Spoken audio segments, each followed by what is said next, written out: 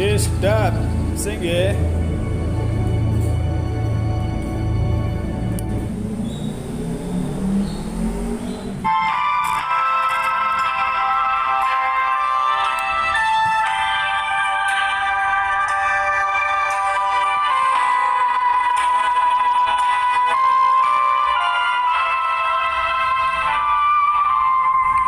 Assalamualaikum warahmatullahi wabarakatuh.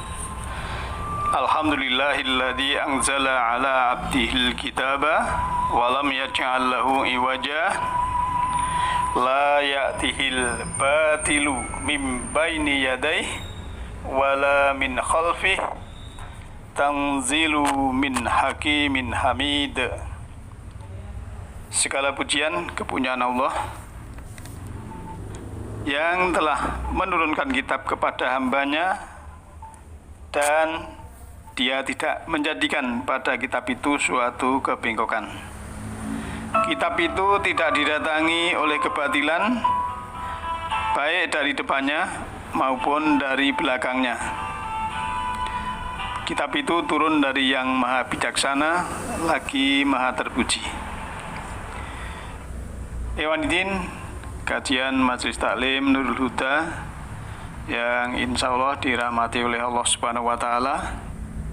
Kita jumpa lagi dalam kajian online malam ini, dan marilah kita selalu bersyukur kepada Allah Subhanahu wa Ta'ala bahwa kita masih diberi kesehatan, diberi kesempatan, keselamatan, kesejahteraan, kedamaian dalam hidup ini.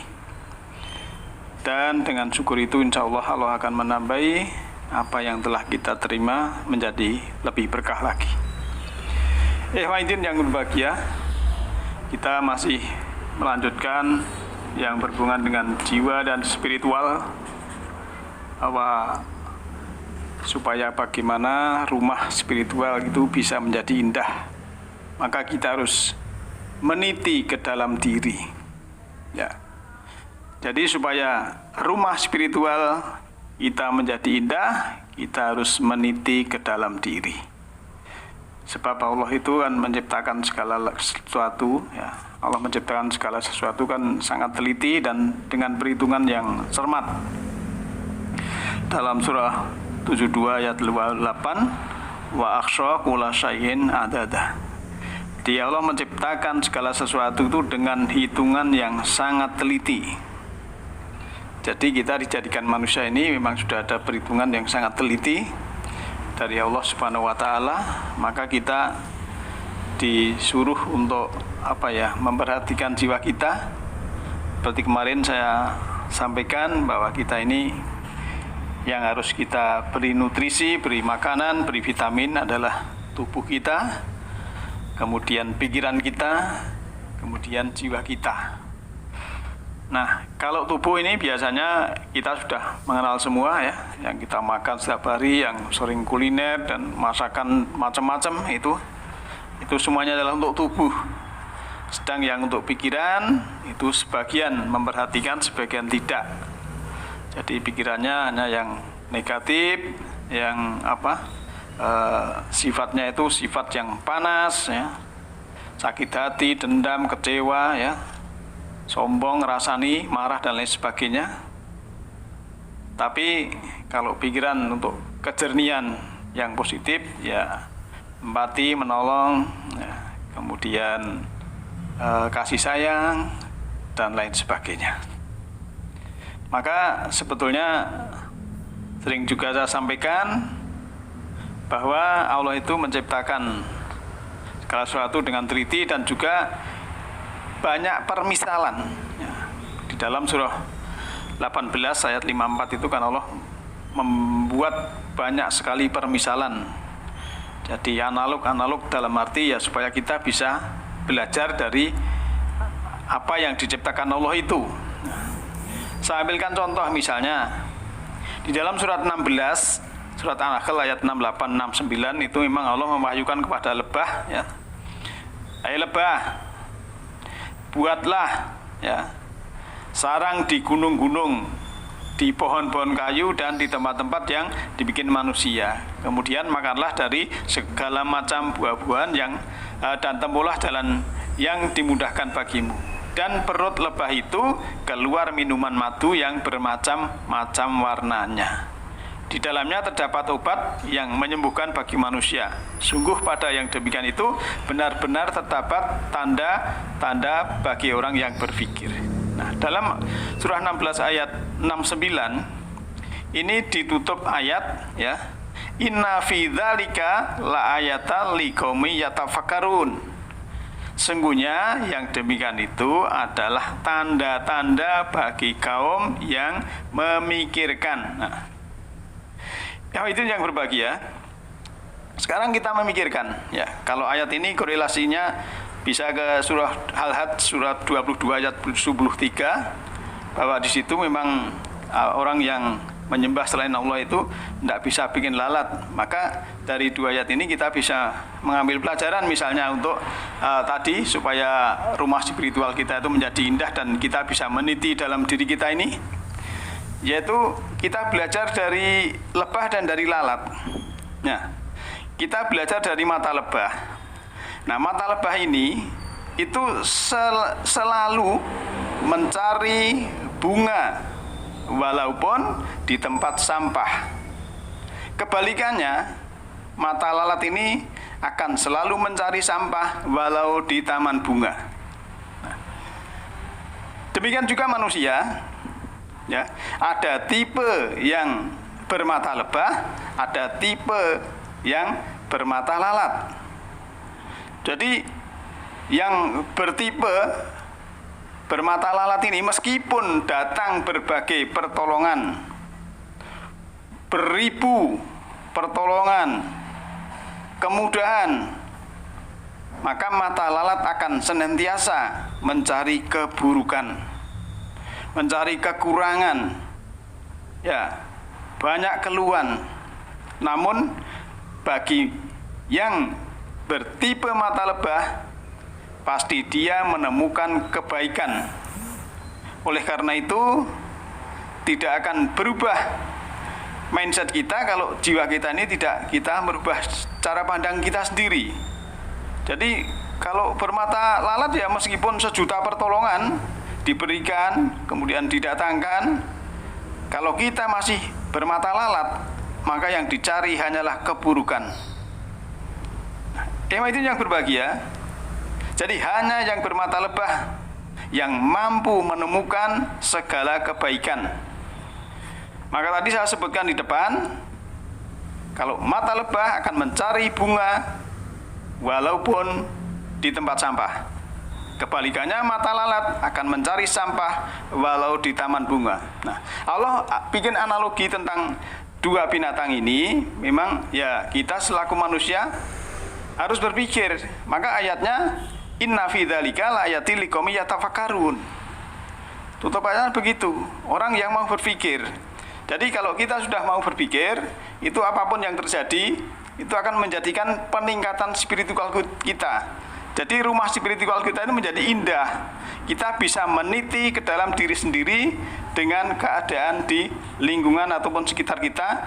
Ayat-ayat atau tanda-tanda yang Allah berikan kepada kita, baik itu ayat yang tersurat maupun ayat yang tersirat, ayat yang kauliyah maupun ayat yang kauniyah. Maka kalau sudah begitu ya, antara lain ada ciri orang yang sudah hening batinnya, istilahnya sudah selesai dengan dirinya, karena dia mau meniti ke dalam diri dan dia ingin menjadikan rumah spiritual yang indah pada dirinya.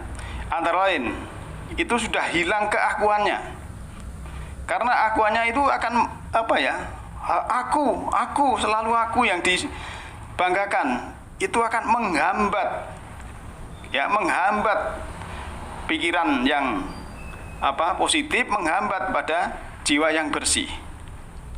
Kemudian juga kita harus tidak ada lagi alasan ataupun pembelaan diri kalau kita memang benar-benar dalam kebodohan, dalam kesalahan dan sebagainya. Kita harus jujur pada diri kita sendiri. Kalau kita sudah jujur pada diri sendiri, ya tidak tahu ya bilang berkata pada dirinya sendiri memang belum tahu. Kalau sudah tahu ya berkata pada diri sendiri ingin lebih tahu. Nah, maka kalau sudah demikian, ya, beruntunglah orang yang bisa melihat tanda-tanda di luar dan juga bisa melihat tanda-tanda pada dirinya sendiri. Maka sering saya sampaikan juga dalam surat 51 ayat 20-21 itu, bahwa bumi ini ayat termasuk juga diri kita. Nah, diri kita terdiri dari tubuh, pikiran, dan jiwa. Dengan roh adalah untuk kehidupan. Yang kita beri nutrisi, beri kita vitamin, makanan adalah tubuh kita, pikiran kita, dan jiwa kita. Jangan sampai kita hanya memberi makanan vitamin kepada tubuh saja, sedangkan pikiran dan jiwa kita biarkan merana. Akhirnya yang terjadi adalah keredupan jiwa, tidak ada cahaya lagi. Hadirin yang berbahagia, maka kalau ada orang yang masih mengandalkan akunya, kesombongan itu akan menghambat cahaya. Yang cahaya itu sebenarnya tanda-tanda dari Allah Subhanahu wa Ta'ala. Maka bagi kita selaku orang yang selalu mempelajari firman-firman Allah, ya kita harus mau menerima dengan bijaksana apapun yang terjadi di dalam diri kita. Nah, biasanya ya orang itu memang aneh. Kalau dikasih yang mudah, itu kan mencari yang sulit. Nah, kadang saking mudahnya, ya meniti ke dalam diri ini saking mudahnya, itu malah banyak orang yang menolaknya. Ya, harusnya jiwa kita itu yang bisa mencerahkan dirinya sendiri. Kalau kita mungkin ya taklim dan lain sebagainya, itu hanya sarana saja, stimulan untuk merangsang supaya kita mencerahkan. Diri kita sendirilah yang akan mencerahkan. Yang mampu sebetulnya Allah sudah memberikan fitrah bahwa diri manusia itu mampu berketuhanan, mampu berbuat baik. Maka kalau kita sudah punya kekayaan yang tinggi dalam arti jiwa kita itu sudah rumah spiritual kita sudah indah, maka kita akan mempunyai kekayaan yang paling tinggi, yaitu ada kesabaran, ada kasih sayang, ya, ada sesuatu yang nyaman, damai, ya. Jadi ukuran pencerahan itu seberapa nyaman kita dalam hal-hal yang kita lalui lewat kontradiksi dalam kehidupan ini. Sehingga pencerahan yang sebenarnya ada pada diri kita ini. Yang dari luar itu hanya stimulan supaya kita itu mengolah pada diri kita sendiri. Jadi pikiran kita harus selalu dalam keadaan kosong, ya, sehingga akan mampu menerima segala sesuatu yang bercahaya. Saya analogikan, Bapak Ibu punya ruangan, kalau sudah diisi meja, kursi, lemari, itu akan berkurang tempatnya. Tetapi yang namanya ruangan kita beri cahaya, itu akan terang benderang dan tidak menjadi sempit. Tapi kalau tadi diisi lemari, diisi kursi, diisi meja, itu akan sempit. Tapi kalau cahaya itu yang masuk tidak menjadikan sempit, malah menjadikan terang. Termasuk pikiran kita ini, kalau yang isinya negatif-negatif banyak sekali, itu cahaya mau masuk juga terhalang. Maka kita harus fokus pada jiwa kita sendiri ini, akan mampu untuk memelihara, memberikan nutrisi, memberikan vitamin, memberikan makanan, sehingga kita akan bisa menjadikan rumah spiritual kita yang indah dalam diri kita. Sehingga kita dalam meniti ke dalam diri ini betul-betul sukses, beruntung, ya, karena kita nanti kalau akan mati, itu kan istilahnya hidup ini kan seperti ombak. Nah, ombak itu kan kejar mengejar terus. Nanti akan hilang, seperti kita kehidupan juga gitu. Ya. Akhirnya juga seperti ombak pantai juga hilang kita nanti dalam hati itu, kita akan tinggalkan kekayaan kita, popularitas kita, jabatan kita, pekerjaan kita, ya, keluarga kita dan tubuh kita. Nah, maka yang akan kita bawa adalah amal soleh kita, apa yang kita berikan pada orang lain, kekayaan hati, berkasih sayang, pelayanan kepada sesama, dan kemampuan memaafkan orang lain. Itulah yang bisa menjadikan kecerahan jiwa kita sampai nanti kita dibangkitkan. Ikhwatiddin yang berbahagia, maka dari itu kita selaku hamba Allah yang telah diberi banyak kebaikan oleh Allah Subhanahu wa taala, marilah kita jadikan hidup ini spiritual yang indah, sehingga kita itu ibaratnya sudah di jannah. Jannah itu kalau dalam Al-Quran memang sebenarnya kalau diartikan surga itu ya kurang tepat. Ya, kalau jannah ya jannah itu taman ya. Kalau kita di dunia ya kalau apa istilahnya jannah ya taman cahaya, taman kesejukan, taman kesenangan, taman kedamaian. Dan di sana juga begitu. Nah, kita di sini kita mulai dengan kenyamanan karena Allah memberikan petunjuk program-program yang harus kita jalani. Mudah-mudahan kita bisa menjalani program Allah yang berhubungan dengan diri kita, dan kita bisa menjadikan rumah spiritual yang indah dalam diri kita, karena kita akan selalu meniti ke dalam diri untuk jiwa yang lebih baik. Demikian malam ini, lain waktu kita bisa sambung lagi. Nasrun minallahi wa qarib. Alhamdulillahirabbil alamin. Assalamualaikum warahmatullahi wabarakatuh.